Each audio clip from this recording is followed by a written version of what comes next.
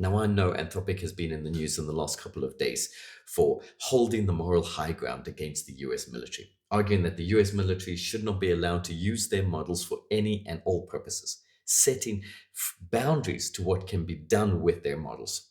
And the public has hailed them as an ethical company. But actually, in the last couple of months and years, they've been watering down their ethics. When Anthropic started, they said they would not train AI models unless they could be sure upfront that their safety measures were sufficient. Something called the responsible scaling policy. They would not scale if it was not responsible. Yet recently they have come out and given up on this policy.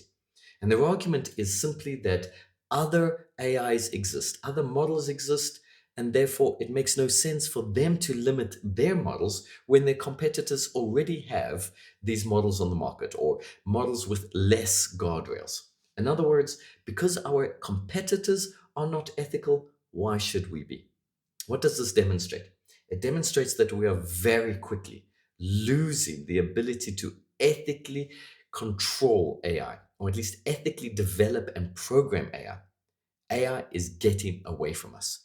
We might put certain guardrails in place in policies. The EU can put up AI acts, but they're entirely unenforceable. Competition means that AI is running far ahead of the ethics. The ethics simply cannot keep up. Remember, ChatGPT is only 2.5 years old.